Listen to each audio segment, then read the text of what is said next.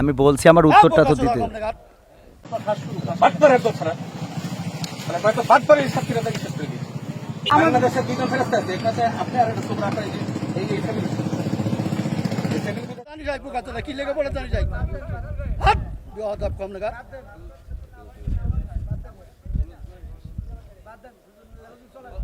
একদম বাস্ত করে দেবো সব একদম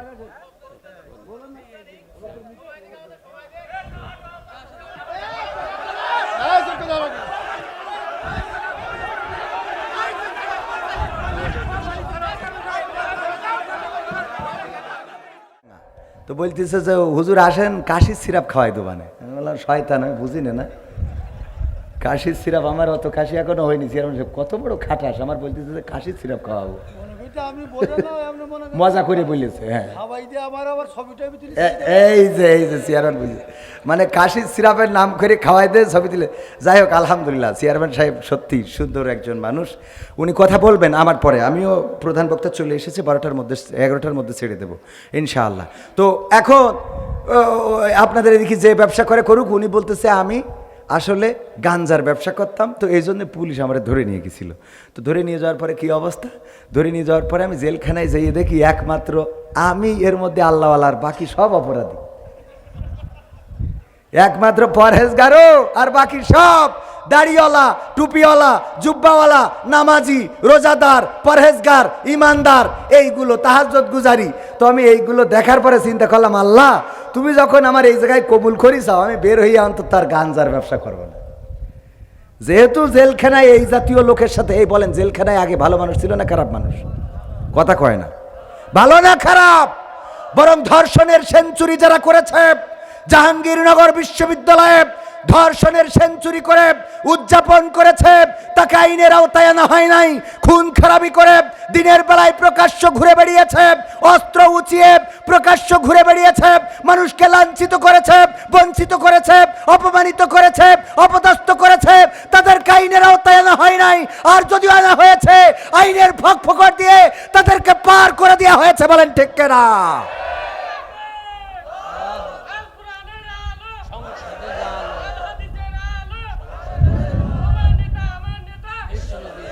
সম্মানিত ভাইয়েরা, তো উনি বললেন আমি জেল হজ, কারণ আমি দেখলাম যে এখানে সবাই মোটামুটি আল্লাহওয়ালা, শুধু আমিই খারাপ। তো আমি চিন্তা করলাম আল্লাহওয়ালাদের সাথে যেহেতু কবুল করেছে, সুতরাং এখান থেকে বের হব আর খারাপ কাজ করব না। তাই আমি চায়ের দোকান দিয়েছি, গাঞ্জার ব্যবসা আর করি না। এখন আমার কাছ থেকে যারা গাঞ্জার কাস্টমার, যারা গাঞ্জা কিনতো, ওরা আমার দোকানে এসে উপহাস করে ডাকে, তুই তো হাজি সাহেব হয়ে গেছিস। তো আলহাজ, সেই বলতে বলতে এখন আলহাজের চায়ের দোকান হয়ে গেছে। আমি আসলে আলহাজ না, আমি হলাম জেল হজ। কি হজ?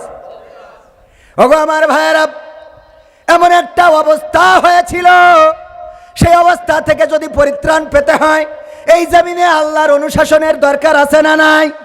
বিএনপি বলেন, জামাত বলেন, আওয়ামী লীগ বলেন, জাসদ বলেন, বাসদ বলেন, হেফাজত বলেন, যারা এই ক্ষমতায় আসবে, তারা যদি আল্লাহর অনুশাসন কায়েম করে দিতে চায়, আর আল্লাহর অনুশাসন যদি কায়েম করে দেয়, তাইলে এই দেশে শান্তির অভাব আর হবে। অনেক জায়গায় গেলে হুজুর আমাদেরকে বলে, আমার বিএনপির ভাইয়ারা মাঝে মাঝে ডেকে বলে, হুজুর 16টা বছর 17 বছর একসাথে আন্দোলন করলাম, একই সাথে মিছিলে, মিটিংয়ে, রাজপথে, এখন যখন মাহফিল হয় হাত উঁচু করান, সবাইকে বলেন ইসলামের পক্ষে কারা কারা হাত উঁচু করেন। হুজুর মনে করেন আমরা বুঝি না, ইসলাম বলেন আর মনে মনে থাকে জামাত ইসলাম। সহ্য না করে পারা যায়। কয় ইসলাম বলেন আর মনে মনে থাকে জামাত ইসলাম।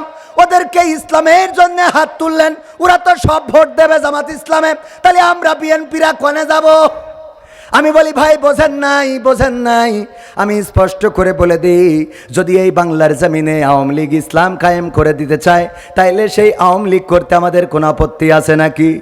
যদি কোনো বিএনপি বা আমাদের বিএনপির ভাইয়েরা, বিএনপির নেতাকর্মীরা যদি বলে বাংলার জমিনে, আল্লাহর জমিনে আল্লাহর দিন কায়েম করে দেব, আজকে তারেক জিয়া বলেছে আমরা যদি ক্ষমতায় যাই বেকারদের ভাতার ব্যবস্থা করে দেব, বেকার যারা তারা মাসে মাসে ভাতা পাবে, তাইলে ওরা কি আর কাজ করবে? করুক আর না করুক, ভাতা দেয় দিক, তাই খেয়ে অন্তত গাঞ্জা কিনুক, অন্তত তাও টাকা পাক। কথা কয় না, অসুবিধা নাই। এটা স্বপ্ন দেখানো ভালো, বেকারদের চাকরি দেয়া দরকার, কাজ দেয়া দরকার। এটার জন্য যদি তারেক জিয়া চিন্তা করে ওয়েলকাম, যদি ভাতা দিতে চায় বেকারদের তাও ওয়েলকাম, পাক না কিছু ভালো কিছু হোক। আমরা যেটা বলতে চাই, যদি বাংলার জমিনে বিএনপি আল্লাহর অনুশাসন কায়েম করে তাইলে বিএনপির পক্ষে থাকার দরকার আছে না নাই? কিন্তু বাংলার জমিনে যদি জামাত ইসলাম, হেফাজতে ইসলাম চরমনাই, তারা যদি ইসলামের বিরুদ্ধে চলে যায়, আল্লাহ ও তার রাসূলের বিরুদ্ধে দল করে, কোরআনের বিরুদ্ধে কথা বলে, তাইলে এমন ইসলামী দল কি করা যাবে? জামাতের আমির যদি ইসলামের বিরুদ্ধে চলে যায়, জামাত ইসলাম হেফাজত চরমনায়, ইসলামের কথা যারা বলে বেড়ায় তারাও যদি ইসলামের বাইরে কথা বলে, তাইলে তাদের বিরুদ্ধে রাজপথের নামতে আমরা রাজি আছি না নাই?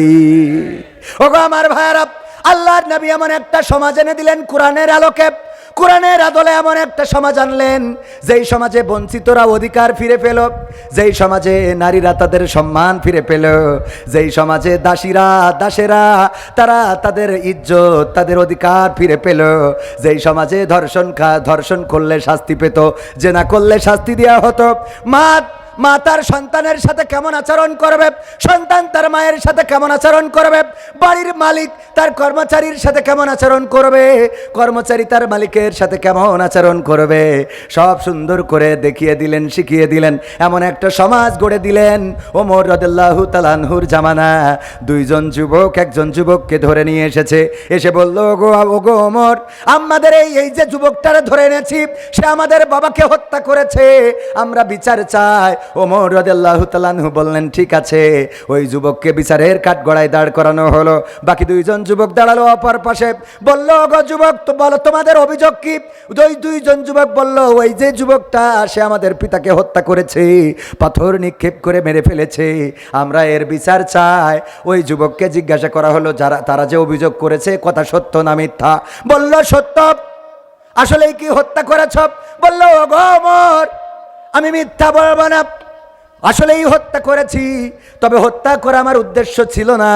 আমার একটা উট ওনার খেতে যে ওনার বাগান নষ্ট করেছে অথবা খামারের ফসল নষ্ট করেছে, এই কারণে পাথর নিক্ষেপ করেছে, আমার উটের চোখে লেগেছে, উটটা ছটফট করছে, এটা দেখে আমি একটা পাথর নিয়ে ওনার বাবার দিকে মেরে দিয়েছি। এই পাথরের আঘাতে তার বাবাও মারা গিয়েছে।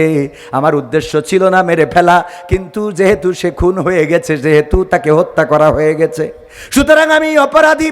ওমর রাদিয়াল্লাহু তাআলা আনহু দুইজন যুবককে জিজ্ঞাসা করলেন, তোমরা কি চাও?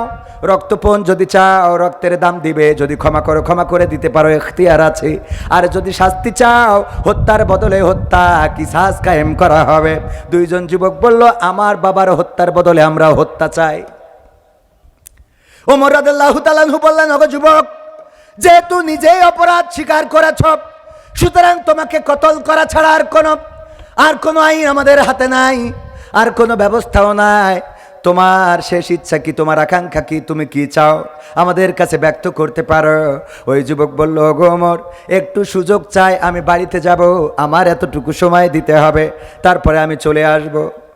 আমি বাড়িতে যাব, আমার একটু সময় দিতে হবে, 1 ঘন্টা 5টা ঘন্টা অথবা একদিন একটা সময় নিলেন।